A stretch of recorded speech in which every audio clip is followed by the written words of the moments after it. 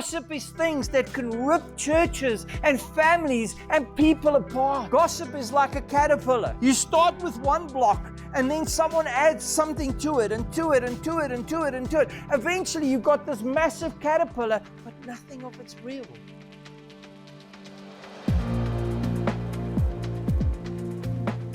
So as you guys know, we've been going and we've been talking about our series on Starting Point. So this morning, I want to preach on something else as part of it, but my next one is living open book lives. What does it mean to live an open book life? Who believes that they're open books? Who wants to be open in every area of your life? Do we really want to? Do we really want people to see the good and the bad of who we are? Or do we pretend? How often do we pretend? How often do we say to people, I'll be vulnerable, I'll be open, but only that far? Because as soon as people get too close, what do? We put up fences. We go and we put up walls. We're like, you can come close, but only that close. I don't want you guys to come all the way. And you see, the thing is, God calls us to live unhidden lives. The kingdom of God does not grow behind masks. Jesus lived so much so as an open book life that he laughed, he wept, he prayed, he was betrayed, and he even forgave publicly. He forgave people publicly. He allowed Judas to betray him in front of everyone. Because that's the Jesus that we serve. And so how do we live that? Jesus showed us that holiness and honesty is not our actual enemies.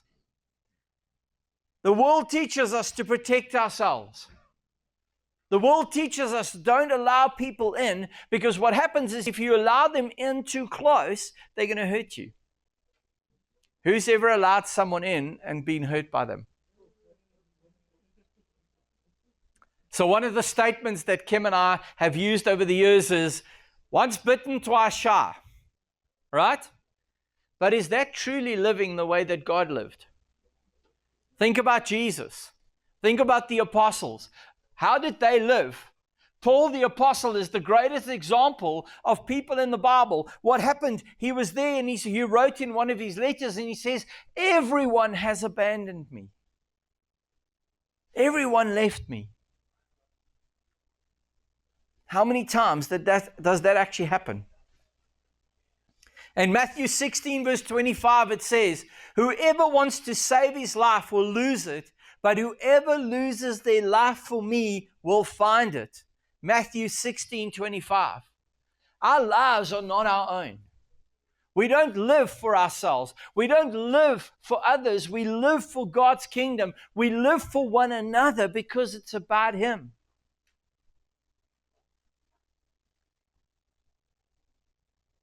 The word vulnerability. Whenever you say that to people, they freak out. I don't want to be vulnerable. But vulnerability is the courage to actually risk love. It's actually to risk loving one another.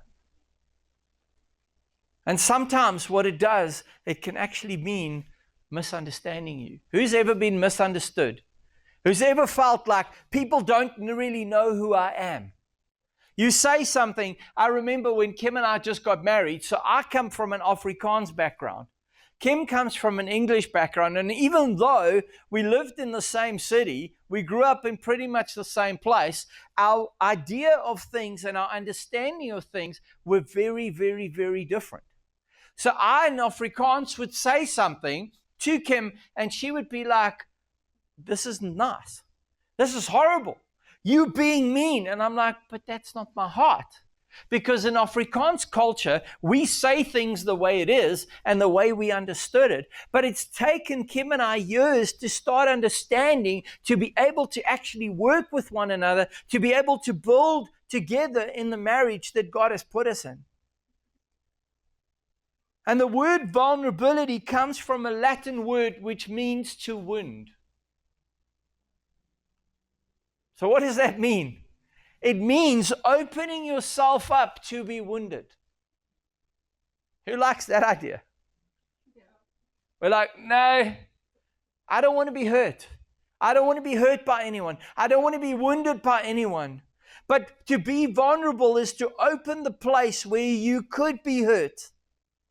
And that is the exact place where grace actually enters. Think about it.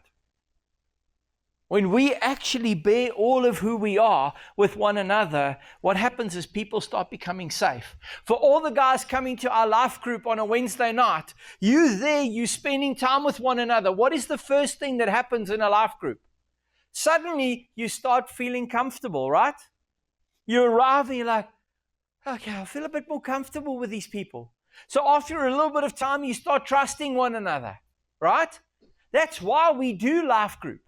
Because when we have life group, church is wonderful, but when we come in on a Sunday, we can put our faces up, we can say everything's great and wonderful and glorious, and we go home, but there is no real in your life, in your face.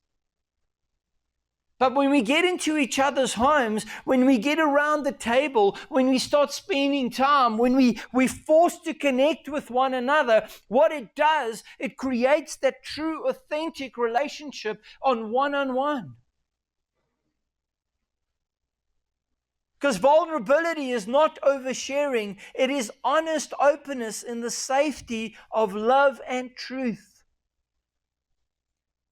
2 Corinthians 12:9 says, my grace is sufficient for you, for my power is made perfect in weakness.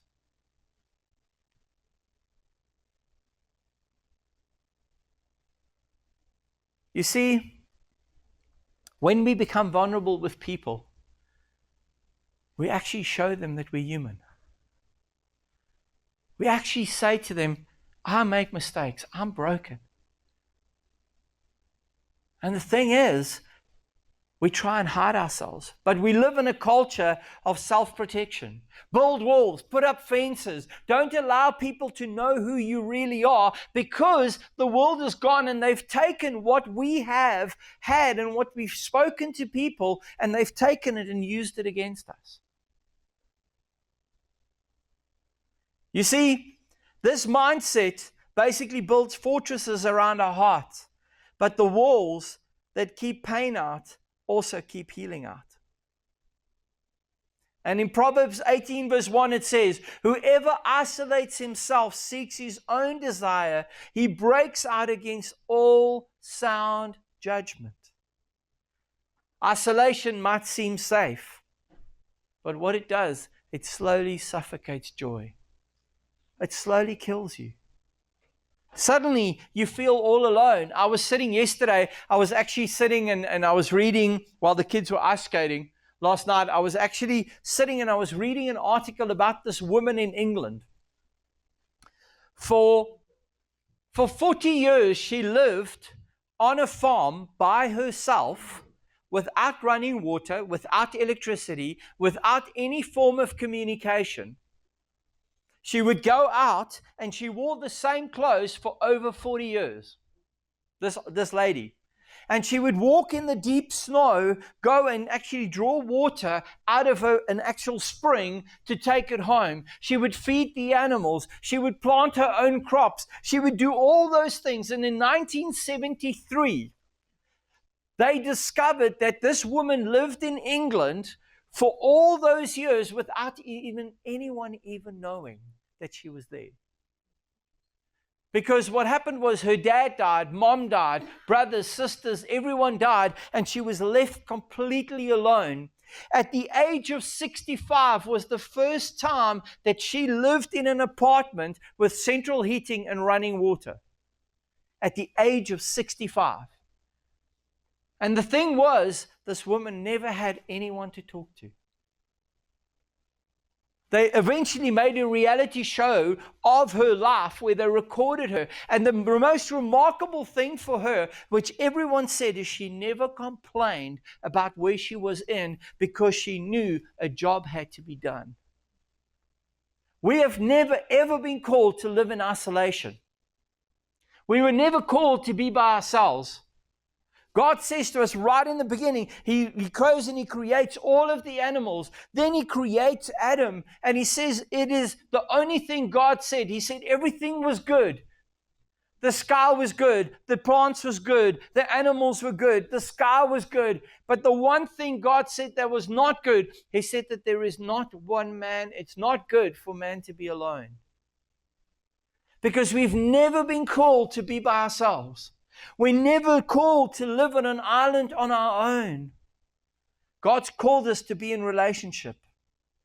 And so what happens is kingdom vulnerability means giving ourselves away. And I thought this was quite amazing. Jesus let Judas close enough to kiss Him. Peter close enough to deny Him. Thomas close enough to touch His scars. And He risked pain so that others could find peace.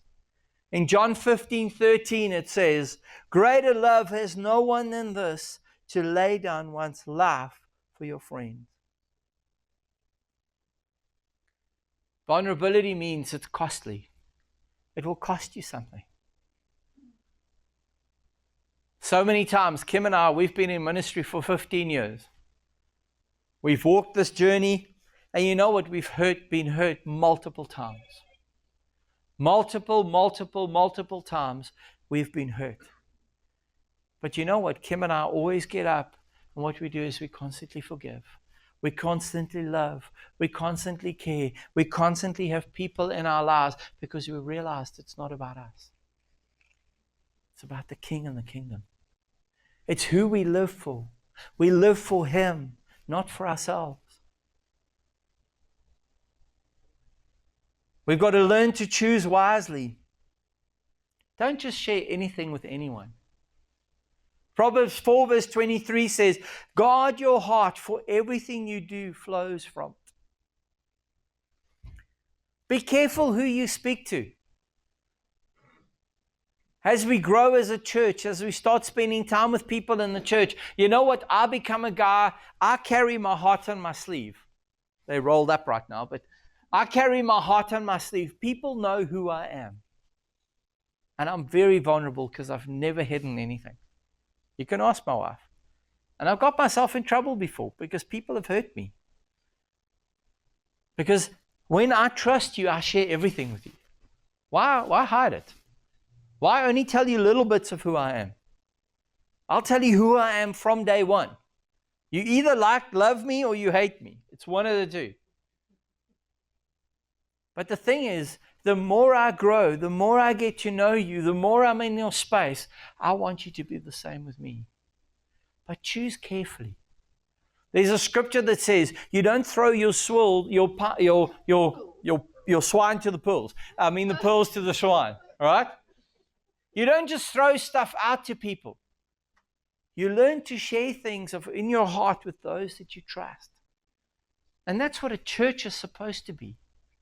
But how many times do we get hurt in the church the most?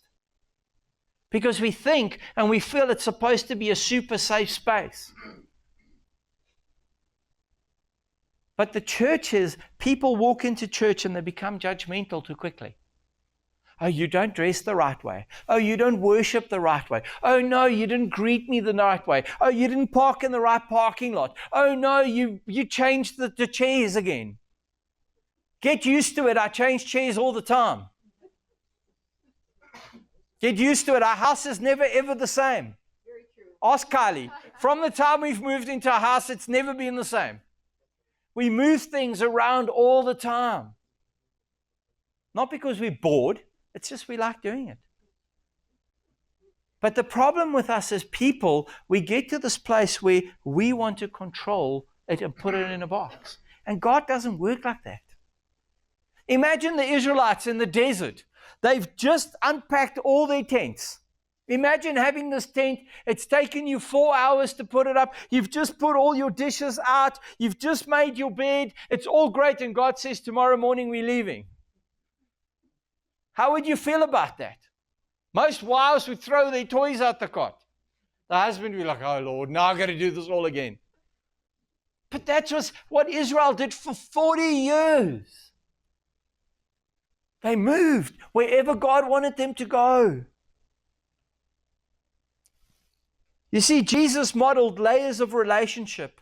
He had crowds. He had 70. He had 12. And then what he did is he had 3. There was 3 people that he built with. 3 people that he gave his life to. Because you see, we as people, we don't look for charisma. We've got to look for character. What does it mean to have character? Character is the secret foundation that carries everything of who we are. I want to say to you, one day with us in this church, we are going to have guys up here that's preaching. And we might have a guy up here that's incredibly boring. He might just be preaching to you like this, and it's going to be like really boring. But you know what? If that guy's got character, I'll let him preach every Sunday. Because it's about character. It's not about charisma. It's not about how you look to everyone else. It's how you look to the Lord. Number 2 is mutual submission. Healthy friendships go both ways. They go both ways. You only become vulnerable with someone when they're vulnerable with you. When you open yourself up. Number 3, you need to have peace in your heart about who you share what with. Because the thing is if you don't have peace in your heart about what you're sharing with that person, rather don't share it. And time tests trust. A lot of you guys sitting here this morning, you've known Kim and I for 2 years, right? Imagine we did what we did here 2 years ago. Would most of you have come with us? Not a chance. Because you had no idea Tina's the only brave one that would have come with us.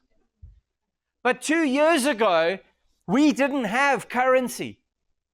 In the God's kingdom, what happens is we build currency with one another. We look at people's character. We look at their lives. We let them come into our family spaces, into our homes. And what we do is as we build that character, what happens is they build trust with one another. Todd, do you trust me? Donna, do you trust us? Why do they trust us? Because you know what? One Saturday night, we got a phone call around 7 o'clock. Guys, there's something we need to deal with. You know what Kim and I did? We got in our car and we went straight to them. Not because we were forced to, because we wanted to. Because we cared enough for them to actually do it. Because we don't just care for them, we love them. And each one of you guys sitting here this morning, every single one of you, I want to let you know, when I send you a message and I invite you to church or I invite you to life group, it's not because I want numbers, it's because I miss you and I care for you. Because I miss you when I don't see you. Many times we'll phone Alethea. Alethea, what you doing? I don't know. We got food, come eat. Because we miss her. Kylie comes to our house. When I don't see Kylie for 3 days, it feels like I'm not seeing one of my daughters. It's because I just love being with people. I love being in your space. I'm spitting at everyone. Luckily, there's no one in the front row. But the thing is, when we want to spend time with one another, when we grow, when we build, when we invest in one another, what happens is there's relationship and community that starts. Because that's church. What it looks like for us in a church community. When a church walks in this kind of openness, conversations replace gossip. Conversations replace gossip. Because we live open lives. There are no secrets amongst friends. Right? Prayer replaces pretense. Instead of me saying, I'll pray for you. Really pray for that person. Really, really do. Tears replace tension. Who's ever walked into a church and you can feel the tension in the air? Eh? But what happens is when we start actually when we start coming into having tears, when we start crying before the Lord, what happens is walls get broken down. Joy replaces judgment. What is joy? This morning when we were worshiping, I felt we needed to have joy. I was kind of like, Lord, how are we going to push this? Because I felt there needed to be a breakthrough, but I thought, Lord, we'll do this later. We're going to get there. Because sometimes we've got to push through those things. And the best thing is at the moment, that's why I said to you when we started, we are a small little church right now. We're a core group of people. And you know what? When God gets it right with us, others will follow. Others will follow who we are when we get it right.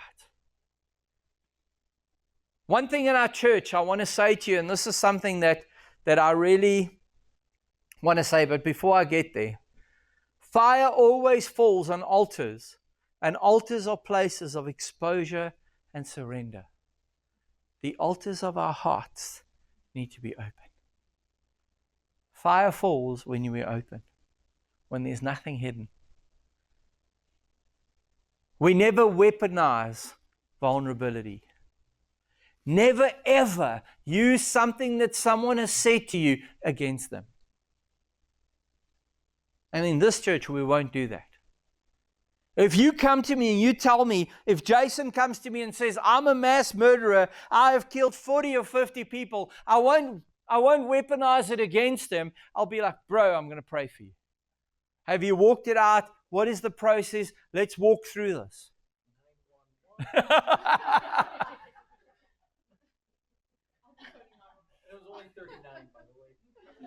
I want to say to you, when someone risks honesty, and when we risk openness, heaven listens to what we say. We stand on holy ground. That moment is never to be used as ammunition.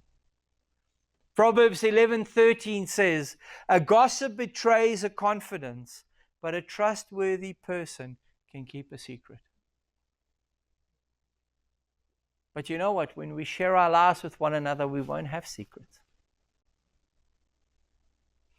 When someone comes to you and says, I want to tell you something, but don't tell them, you don't listen.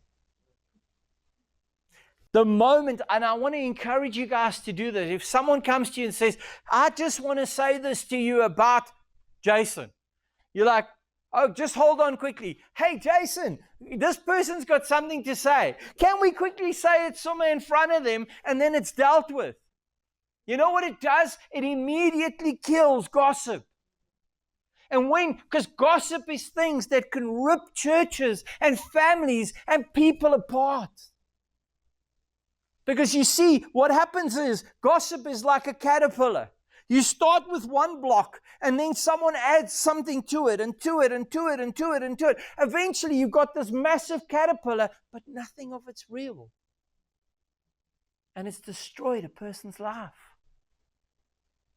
God's going to keep us accountable. To hold someone's story is to hold their heart. Handle it with reverence. Handle it with reverence. And then I've got 4 R's that I want to talk about. I've preached on this for years. I heard this the first time when I was in youth. And the words are real, relevant, radical, and relational. 4 R's, not 3.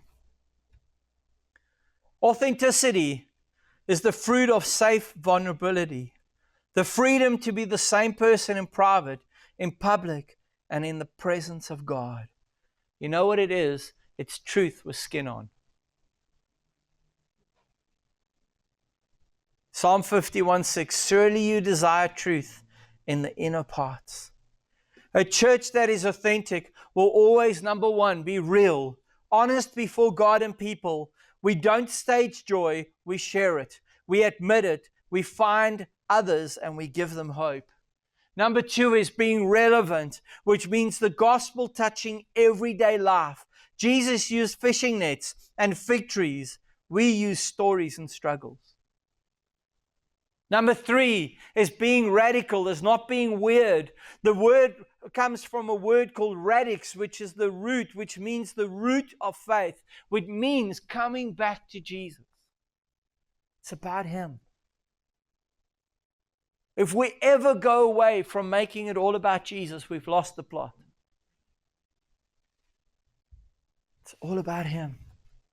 Number 4 is relational, means love lived out together. We listen before we lecture. We include before we impress. We walk with before we preach to. In Romans 8 verse 19 it says, creation waits for the sons and daughters of God to be revealed. And our honesty with one another becomes the bridge of healing. We need to build bridges. But how many of us burn bridges? It's easier to burn a bridge than to build a bridge. But when we build bridges, we need to be able to build a bridge that can carry the weight of our conversations. You can't build a rickety bridge when you're trying to deal with someone's marriage. You've got to build a bridge. You've got to show people that you've got a good marriage, that your life is together. Before you speak to someone about your kids, you've got to get your own kids sorted out. Because you have to have currency in God's kingdom. And it doesn't happen overnight. I want to play a song quickly. I want you guys to listen to it. Quite an interesting song, eh? About the city on a hill. And we look in Matthew 5:14, it says, the city on a hill cannot be hidden. See, this song is a parable, basically, of what happens when fear and judgment replaces fellowship. Don't you think that's interesting? You see, the church was never meant to be a collection of locked rooms. When we live authentically, our light returns. The poet is a symbol of worship. The prophet speaks the truth. The healer brings compassion, and the soldier brings courage. And so what happens is, when we realize that God has put us together to build His kingdom, to flow together, what happens is we relight the lamps within us. And how do we do that? Number 1 is we open our doors. Number 2, we open our hearts. Number 3, we open our hands. And number 4, we actually open our mouths. Because the poet sings, the healer tends, the prophet speaks, and the soldier guards. And what happens is God takes us and He says to us, I want to build into you. And we spoke about vulnerability, and now we speak about accountability. What it is accountability is that I give you permission to remind me who I am when I forget. Don't you think that's a cool statement?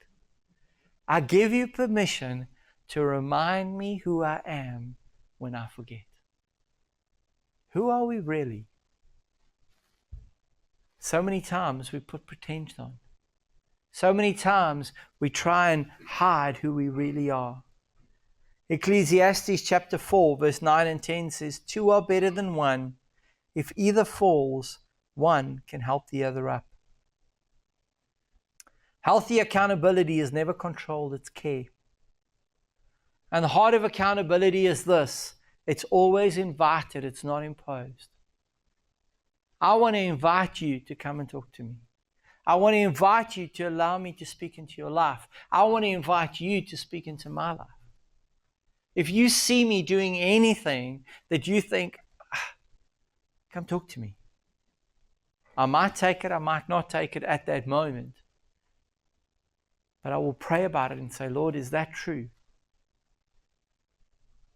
It's invited, it's not imposed. It's rooted in love, not in fear.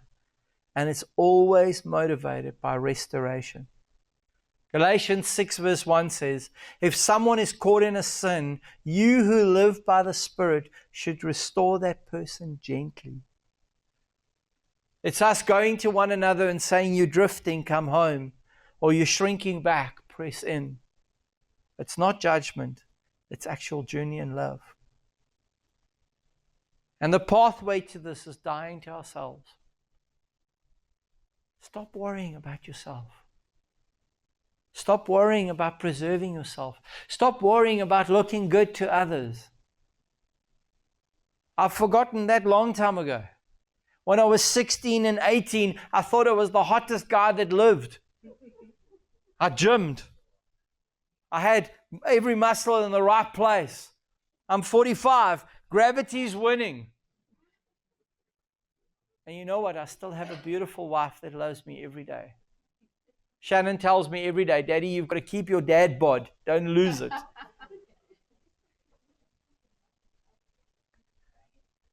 But the thing is, we need to start calling the gold out in others. Because imagine if you go up to someone and say, bro, I really love you. You mean the world to me. How much will that change them? When people feel special, when they feel like they are actually a part of, it changes how we see things, right? It's not self-hatred, it's self-surrender. Paul said, I've been crucified with Christ. And this is something that I had a friend one day who told me that he was a co-pastor with me. He was leading another congregation. And he came to me and I was very offended with the statement. But the more I think about it, the more I realize how true it is. He said to me, Jaco, my job is to lead you to the cross so that you can die. My job is to walk you to the cross so you can die. That's a hard one. Because when we die to our own selves, to our own wants, to who we are, God can do something. Philippians 2:3-4 says, do nothing out of selfish ambition. Value others above yourself. Jesus washed feet before breaking bread. He forgave before being asked. And he fed others before he ate.